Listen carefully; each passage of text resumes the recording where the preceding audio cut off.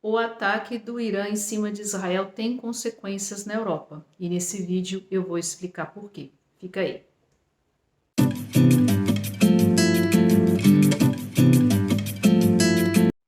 Olá, sejam todos muito bem-vindos ao meu canal. Eu me chamo Adriana Ribeiro Maia, esse é o Vida Europa e nesse vídeo eu vou explicar as razões que os europeus têm em relação a esse ataque que Israel sofreu no fim de semana do Irã.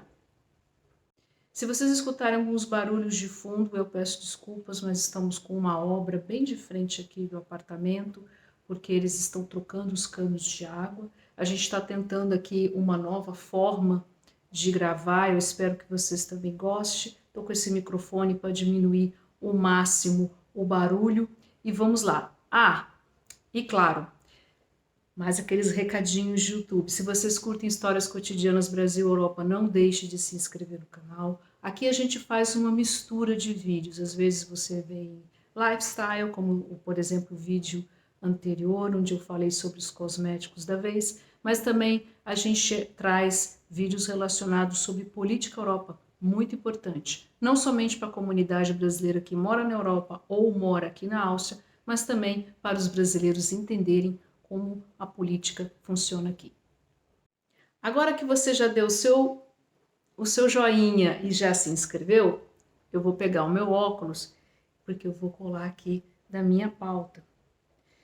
Bom, no sábado ocorreu um ataque massivo do Irã em cima de Israel.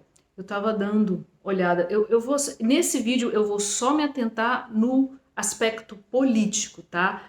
Maiores detalhes de armas.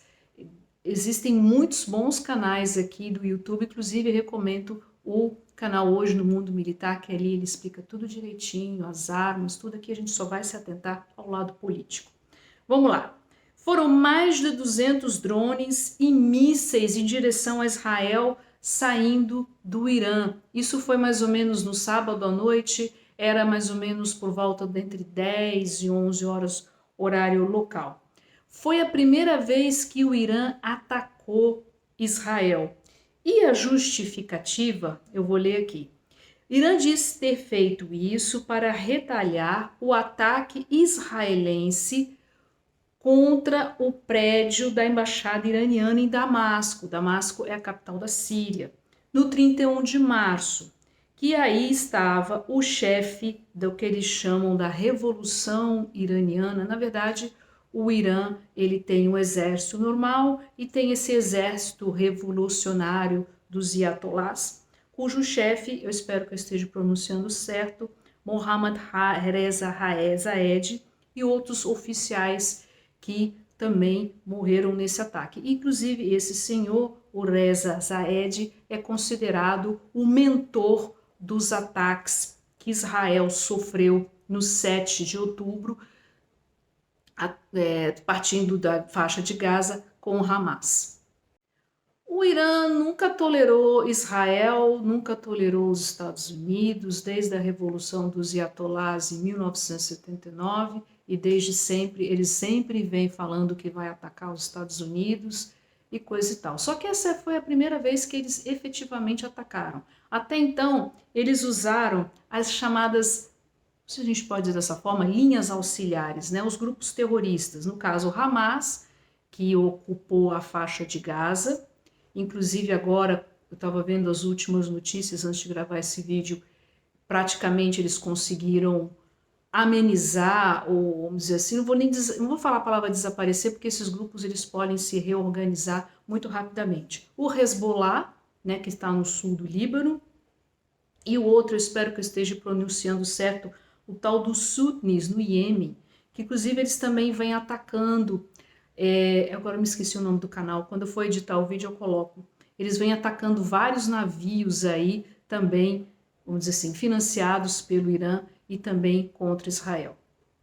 Esse ataque massivo que o Israel sofreu do Irã, posso tirar meu óculos agora, sofreu do Irã, ele foi contornado também com caças, com a ajuda dos Estados Unidos, da Grã-Bretanha, da Arábia Saudita e da Jordânia, deixando muito claro, mesmo esses países árabes que que tem as suas, vamos dizer assim, diferenças com Israel, deixou muito claro que eles não querem uma possível escalação de conflitos ou uma possível guerra, que inclusive pode, quem sabe, dependendo da situação, se transformar em uma terceira guerra mundial. E aí você deve estar se perguntando, Adriana, e o que isso tem a ver com a Europa? Muita coisa. A guerra na Ucrânia, que começou em fevereiro de 2022, o Vladimir Putin ele achou que iria ser relativamente fácil simplesmente invadir a Ucrânia, tirar o Zelensky, colocar um presidente pró-russo e fazer com a Ucrânia exatamente o que ele faz com a Bielorrússia. Só que as coisas não foram dessa forma. Primeiro porque houve uma resistência dos próprios ucranianos e que aí a comunidade internacional se viu obrigada a apoiar os ucranianos. E não somente por isso. Você simplesmente não pode sair e invadir um país. Tem uma playlist aqui no canal sobre guerra na Ucrânia e a gente explica tudo isso de uma forma detalhada. Mas o ponto é, já faz... Eu sou meio ruim de memória, vamos botar aí de uns 6 meses, 1 ano a 6 meses, que tem sido usado com muita frequência na Ucrânia drones, e justamente drones iranianos. Essa é uma tática, né, boa para a Rússia, né, que perdeu já uma boa quantidade de homens, não existem números oficiais, é muito difícil você saber exatamente quantos. Há uma estimativa de entre 200 a 300 mil homens, é bastante, como já uma cidade de médio porte no Brasil, e também é uma maneira de você preservar os seus equipamentos militares. Aliás, esse é um grande problema que está tendo no mercado, vamos dizer assim, no mercado militar, se a gente pode dizer dessa forma.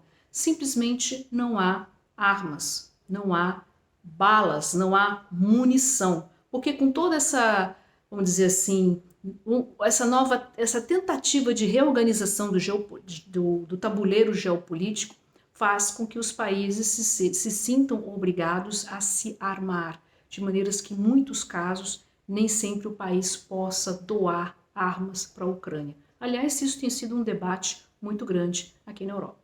Um ponto muito importante do ponto de vista da Europa é que existem muitas comunidades árabes aqui.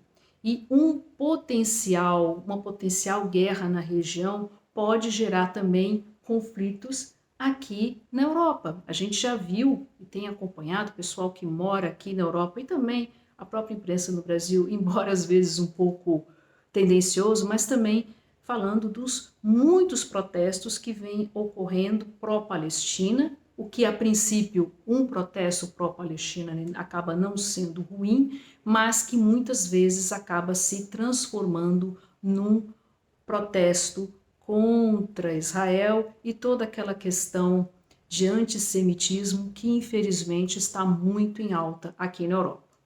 Outro grande problema também está relacionado com o Irã mesmo, tá? O Irã, como eu já expliquei no começo do vídeo, é a primeira vez que eles atacam Israel com a justificativa de se vingar desse general, desse exército revolucionário dos Iatolás. Vamos falar dessa forma.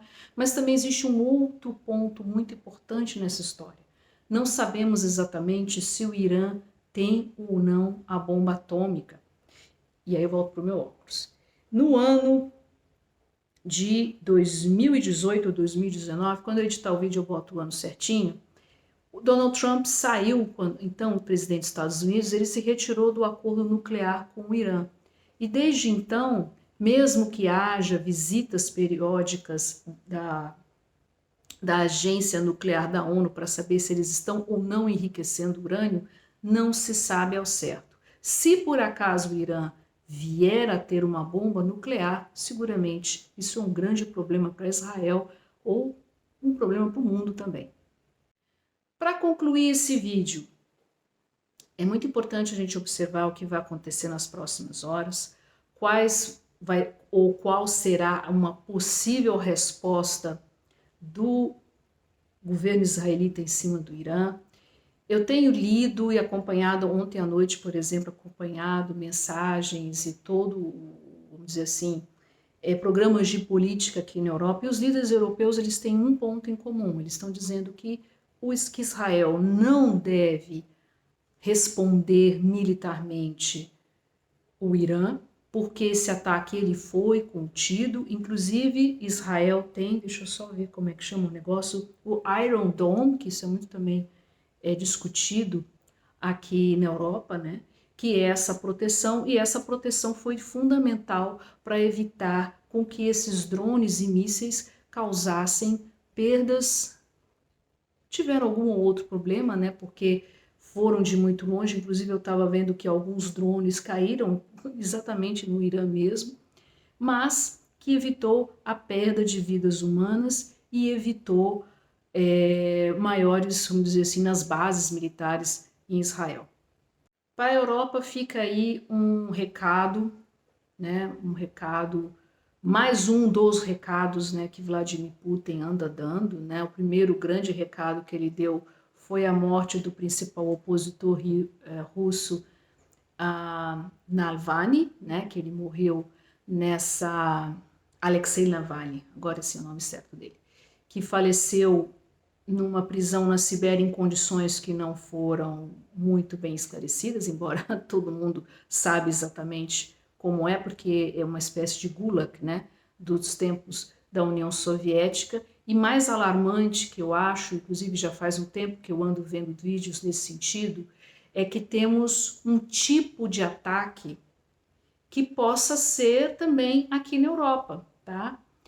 Existe uma discussão do que vai acontecer com a Ucrânia. A situação da Ucrânia atual é uma situação bastante complicada, porque, inclusive, ataque de drones em cima das instalações elétricas na Ucrânia, quer dizer, e o próprio Putin, em cada oportunidade que ele fala, ele continua com aquele discurso de desnazificação da Ucrânia, ou seja, eles vão continuar. E existe, inclusive, uma grande preocupação que numa dessas o Putin possa querer embarcar numa, vamos dizer assim, numa aventura expansionista, inclusive de tentar reaver as antigas províncias soviéticas, como por exemplo dos países bálticos, né? A Letônia, Letônia, Lituânia e Estônia, sempre me confundo, por exemplo, ou atacar a Polônia, ou atacar algum país membro da OTAN.